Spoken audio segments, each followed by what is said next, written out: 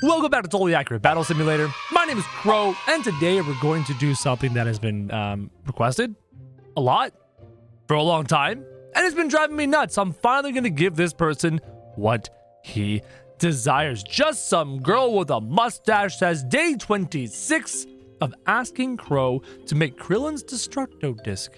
Send help, please. Now, you may be thinking that Just Some Girl with a Mustache is kidding, and this is actually not day 26, but it is indeed day 26. This person has been commenting on my comments, on my videos for nearly a month since my original Dragon Ball Z videos about making a Destructo disc. So we're going to do it on day 26, because why not? What you may not know is that Larry is in fact a Saiyan. This is a very not known thing. It's a bit of a secret, so keep it that way. He's actually a Saiyan. I'm going to demonstrate his Saiyan powers before we get to the Destructo disc. Don't worry, it's coming. But I want to show people who may have missed some of those older Dragon Ball Z type videos what lovely Larry is capable of. First thing we're going to do is we're going to get right here, right in front of Larry's hand. Just hover it up right here, okay?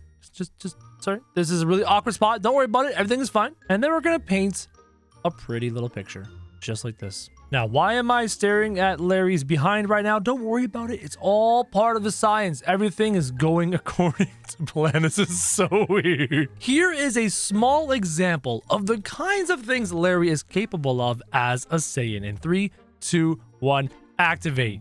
Oh my god. Oh, that looks so cool. Look at the lava's flying through the sky. That is maybe a Kamehameha, some sort of energy blast, and it is exceptionally effective at destroying large armies of little things. The last blast was made using the Zeus power. This one is made using the candle power. A little more interesting, a bit of a different effect, and we're going to show you what this looks like in 3, 2, 1. Activate. Goes out and blasts every single unit, but it's not nearly as devastating as the lightning. We think the lightning makes a better Kamehameha effect than the candle power. And while this isn't necessarily a Dragon Ball Z power, I just wanted to show off just how effective the ballistas are in this kind of a thing. Now, if I could adjust the ballistas to have a glow effect, oh, it'd be such a good Kamehameha. Because watch what happens when that blasts units flying off into space. It is just disgusting how effective that is. It's so cool. We've also done a final flash type ability. From Vegeta in Dragon Ball Z, he has a final flash, and we used to call it the Spirit Bomb, but it's not really a Spirit Bomb because that move, the Spirit Bomb is usually high in the sky and thrown down at something, but this is a final flash. It is a perfect sphere of Zeus bolts in every direction, originating from the head of Larry himself, and they blast out in every direction, slaughtering everything in its path. And we'll demonstrate that in 3, 2, 1, go. Slow-mo, activate maximum slow-mo. Check that out. Look at that ability. It just slaughtered everything. Look at these poor units, these poor archers knocked back like crazy from the power of the final flash. Let's go on the inside, and I'll show you what it looks like on the inside. It's actually probably one of the coolest things you'll ever see in Totally Accurate Battle Simulator. Check that out. Isn't that amazing? Isn't that gorgeous? Now, those are the concepts that we've done before. We've done a Dragon Ball Z Kamehameha type ability, we've done a final flash, but we haven't done Krillin's Destructo disc, nor have we really successfully done a Spirit Bomb. I'm going to attempt the Spirit Bomb first, and then at the end we're going to try the Destructo disc. First things we're going to do is we're going to get a circle, and we're going to place a circle around this pillar. I like this pillar because it gives Larry a bit of a height advantage, so he actually do what he wants to do without being smacked by other units. Then we're going to choose his opponents, and I'm thinking I'm going to do ice giants around the perimeter, all threatening to come and beat up lovely Larry. There you go. Ice giants all surrounding Larry, about to destroy him. Now, the one problem we have with the Spirit Bomb, if you think back to the anime, the Spirit Bomb is created way up into the sky and then is thrown as an orb at the enemy. The problem with that in Totally Accurate Battle Simulator is no ranged attack in this game can even closely represent that. Actually, that's not true. If we remove these ice giants, okay, and I take an ice giant and I make him stand over here. Imagine this is your enemy. Now we're gonna take Larry and make sure Larry's facing his opponent. like so. Now, there is one attack in this game that could kind of look like a spirit bomb. Will it work? Will it actually hit the opponent? Will it kill it? I don't know, but it could work. And it's actually a lot simpler than you'd expect. If we take the candle fire ability and I go directly over top of our lovely Larry, and I make sure I look straight down, and we position ourselves right over top of him. If we get over his hair, a little awkward, kind of hard to steer. And I look at my eye shine, there he is, and I look straight down, and then I go into the air. I fly up into the sky, right? Like this. Perfect. Now, can I hit an eye shine from here with a candle attack? I can! Oh, this might work, guys. Restart the match, reposition ourselves, and I'm gonna do something kind of insane. Way up into the sky, way up into the sky. Spirit Bomb's supposed to be way up out of sight. Now, the candle fire ability, the Spirit Bomb must one-shot the enemy. So we're going to jack the damage like crazy. Just make it massive. 20,000 damage. Now, I'm going to make my candle fire, and I'm going to increase the size of it. This is a candle fire ability where all the coordinates X, Y, and Z are 30 times bigger. Let me just... No, it's still small. I had the perfect thing. It was gonna look massive. It was gonna be huge, and it was gonna look like a spirit bomb. Apparently, you cannot increase the size of the candle fire. It's the same size no matter what you do, no matter how big the number, right? I can make it 1,000 times, and it's still gonna be the same size. That is disappointing. Guys, we had the spirit bomb perfectly, and now the game just like, no. So instead, the closest representation to a proper spirit bomb that I can make will look like this. We'll get into the sky, nice and high, and I'm gonna have to manually try to make an orb that will go in that direction, right? Because all of it has to travel towards the ice giant enemy, and it kind of has to look like a fairly massive orb. Now, what I could do is continue to move my camera around and try to create this orb that continually goes towards our ice giant foe.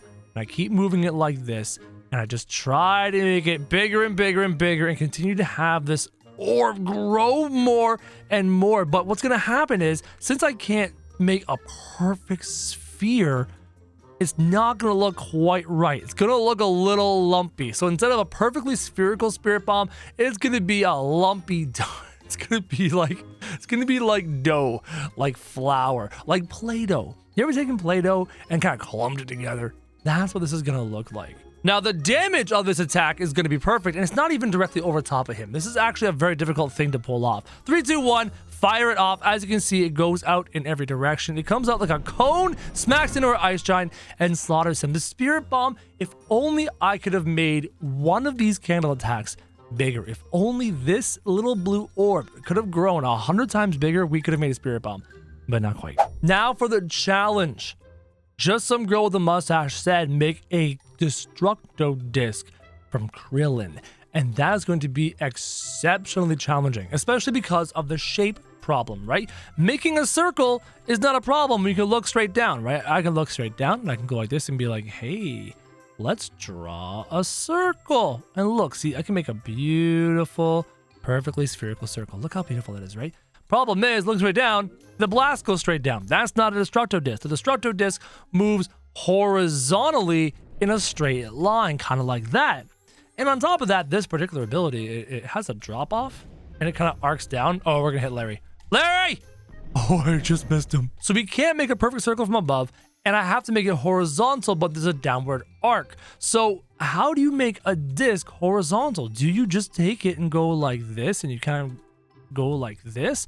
Look what happens because of the way this camera works, because I'm using WASD, and there's no way to make a perfectly smooth circular motion. I can't even tell how circular this is. Over top, it's more of like an ovally oblong thing. Luckily, it will all move in one direction, so that's not too bad. That's not too bad. I wonder if we can use a different ability to get the desired effect. Now, the Destructo disc spins, right? And these are not spinning. They're simply traveling in a straight line. Can I create the spinning with these god powers? No. That is not possible at all. There is a power that might look a little bit more different. What if I tried to use Zeus's power, right? What if I use the lightning bolts?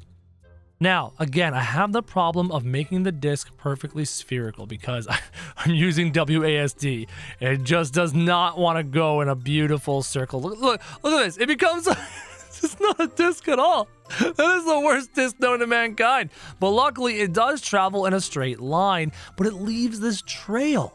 And we know the Destructo disc doesn't leave a trail. It is a perfectly spherical, round thing. It didn't even hit the ice giant. So how do we make a sphere? How do we make a flat disc? A disc, that's the word, a disc. What if I make a really small something? Like, what if I take... It is so small. What if I didn't... That didn't do what... It didn't do what I wanted to do at all. This is why I've been reluctant to do the Destructo disc for Krillin, because it doesn't... There's nothing in Totally Accurate Battle Simulator that will create the disc properly. To Krillin's standard. I cannot create the disc to a Dragon Ball Z fan's standard. I can't make anything rotate. I can't make anything spin. I can't even keep things flat. And I can't even make them into a perfect sphere. It just becomes this oblong kind of like wobbly shape thing. It is destructive when it fires and it just ruins somebody's life, but it doesn't look right. The only thing I can do that kind of looks right is take a very large Dragon Ball Z Zeus Thunderbolt and turn that into a massive... Okay, that doesn't look right at all. That looks completely messed up. These powers aren't quite right. Oh my god. I can't get these to work properly. Oh my god. Like, look at this. That doesn't even look like an energy blast. It looks like some sort of giant gun. Like Larry's got a disgusting gun on his side, and he uses it to blast at this ice giant. Though, at this point, this image, that's sick looking. Now it looks like some crazy ice attack has branched out of... It looks so cool. And then it smacks the guy at the end, destroys him. See, it looks like Todoroki from My Hero. Just use an ice move and just destroy this ice giant. In the end, we have these amazing things that we can do with god powers. We can make the most epic battles. And we can have the god powers look really, really cool and be very close to some of our favorite Dragon Ball Z attacks. But in the end, guys, it's not quite right. We don't quite have the tools that we need to pull off those epic kind of moves.